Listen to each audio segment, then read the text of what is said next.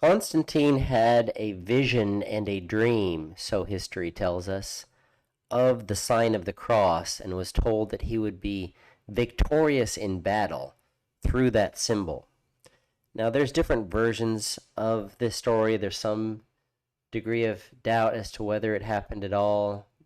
There's doubt as to exactly how it happened, whether the story was told when it happened or at the end of his lifetime, whether the details got confused. But let's just go along with the most common version of the story and talk about what lessons we could draw, even if we don't know for sure what the actual historical situation was. But there is a substantial amount of background from early sources that at the time that Constantine was vying, there was two guys, on in potential vying vying to be the emperor, the next emperor of Rome, and were headed towards a battle. There ended up being this battle, 28th of October, at the Milvian Bridge in the year 321. And the day before the battle, Constantine first had a vision where he saw a cross-shaped trophy formed like a light above the sun at midday. That's what we see clearly in the painting here. He sees a vision of the cross during the day, and he's told in Greek, "En tautonika," in this sign, conquer, or by the sign you will conquer. Later on that night, he has a dream of the same sort of essence.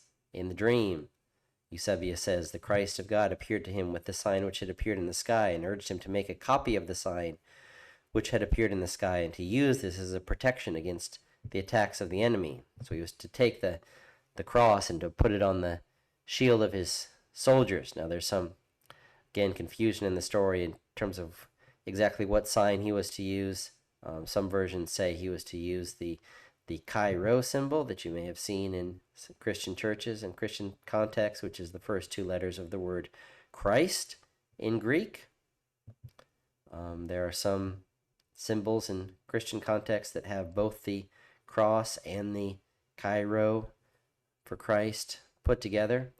One way or another, either the cross or the Chi Rho symbol he was supposed to put on the soldiers, or sorry, on the shield of his soldiers and on his banner, and he would be victorious in battle through this symbol. Here's a short summary of here's a Wikipedia page on the Battle of the Milvian Bridge. Eusebius of Caesarea, that's Constantine's biographer.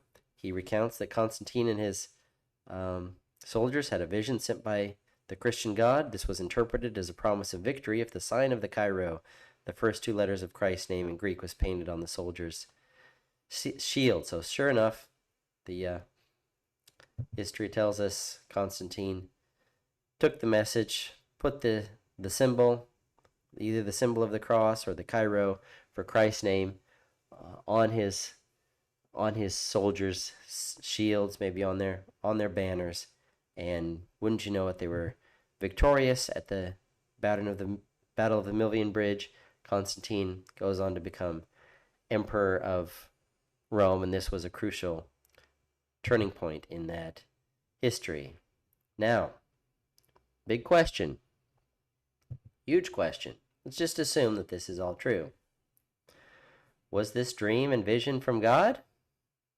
Certainly seems, visions and dreams are things that God gives in the Bible.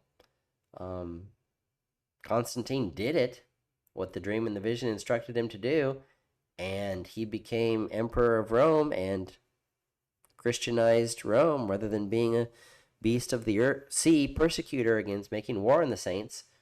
Rome was Christianized. Is this a big hooray? God did it? Maybe that's one way of looking at it. But we've also seen, this is where Revelation comes into play. The false prophet, who is also the beast of the sea, does signs by which he deceives those who have received the mark of the beast and those who have worshipped its image. Sure enough, Rome was the Rome of Nero, and Diocletian was very much the beast of the sea who made war on the saints. But is it not also possible that Constantine's Rome, the Christianized version of Rome, and Theodosius's version of Rome, the Christianized Rome, was under the power of the beast of the earth, with two horns that look like a lamb, but speaks like a dragon? There's another, I won't get into it, but look up Theodosius's Edict of Thessalonica at the end of the 4th century, where my summary is he basically says, now that the Christians are in power, we're going to use our power to enforce Trinitarian Christianity in the same way, and if you don't like it, we're going to do the same thing to the people who persecuted us. We're going to use the power of the government to enforce Trinitarian Christianity in the same way that pagan Rome persecuted the Christians. Now we're in power now. We're going to do back what was done to us. So Revelation gives us another way of viewing what may have happened. And if I'm casting my vote, do I think that God gave Constantine a vision and a dream to use the holy name of Christ or the symbol of the cross for military victory and to form a Christian, to establish a Christian homeland by the power of the sword? No, I think that was a demonic false prophet vision and dream. I think this is exactly the work of the false prophet, beast of the earth, who deceives the kings of the earth into doing things that look like a lamb and using, let's open up Revelation 13. It performs great signs, even making fire come down from heaven and onto the earth in front of the people. And by the signs that it is allowed to work in the presence of the beast, it deceives those who dwell on the earth, telling them to make an image for the beast that was wounded by the sword and yet lived. I think this is masterful work of the false prophet, of the beast of the earth, to say, you know what? We are going to use the symbols of Christianity. We are going to take the holy things of this. Now that this Christian religion is gaining ground, instead of, if you can't beat them, join them, I think is Satan's strategy in this case. And the false prophet, beast of the sea, says, okay, let's take this Roman Empire and make it a Christianized empire under the authority of the beast of the earth, and we'll have demonic powers pulling the puppet strings, just like we did with Solomon and his 666 talents of gold. And Solomon's kingdom was Israel. This was God's chosen people. This, for all outward appearances, this was supposed to be the kingdom of God, and yet it was puppet string directed by demonic powers, leading into ever and ever deeper forms of idolatry and exile, ultimately.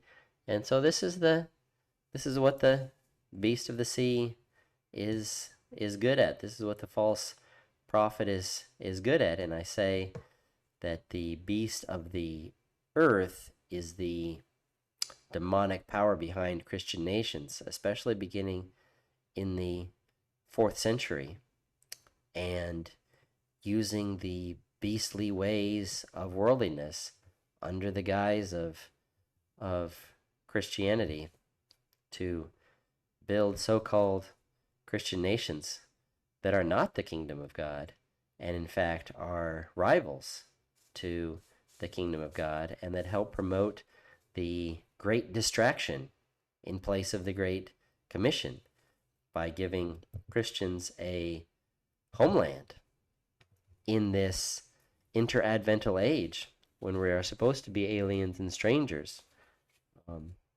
in a world until our King comes and makes all things new with our new home in the new heavens and the new earth. The false prophet gives a false message of, okay, this world, now you can be at home in this world, you can be comfortable in this world, you can settle down in Byzantium, in Christian Europe, in Christian America, and look, you have a place, you Christians can be at home and comfortable in this world, when in fact Revelation tells us behind the scenes the beast and the prostitute are still still deceiving and living as a counterfeit, fornicating couple in the house of God, this world.